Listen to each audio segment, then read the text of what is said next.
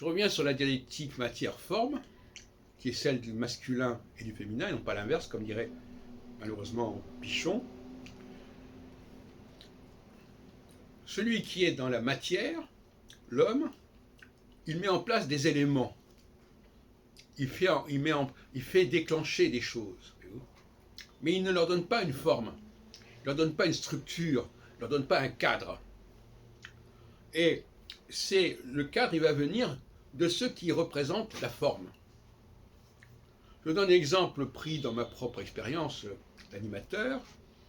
J'organisais un grand nombre de colloques dans différentes villes de France, et d'ailleurs, et je n'ai pas envisagé de les organiser en tant que structure collective, si vous voulez. C'est moi alors je les ai organisés comme ça parce que je les ai fait publier, j'ai publié dans le guide astrologique, celui-ci et un autre, l'organisation des différents colloques, en précisant cela, mais il n'y a pas eu de formalisme précis. Et par contre, le GRH, lui, à la fin de son existence, a été tenté d'intégrer toutes ces structures, tous ces animateurs locaux dans un seul et même ensemble. Il c'est devenu les animateurs de cercles locaux, que ce soit à Auxerre, à Nantes, à Orléans, à Paris, etc.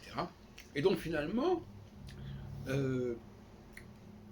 il a formalisé tout cela, il l'a introduit dans une sorte de processus statutaire, et ça s'est assez mal passé finalement. Ils ont été débordés.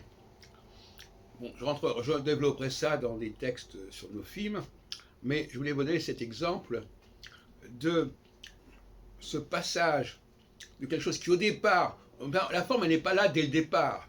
Au départ, il y a des choses qui existent de façon un petit peu dispersée et de façon un peu informelle, et à un moment donné, on a l'idée de transformer ce côté informel en un côté formel. Voilà, tout simplement.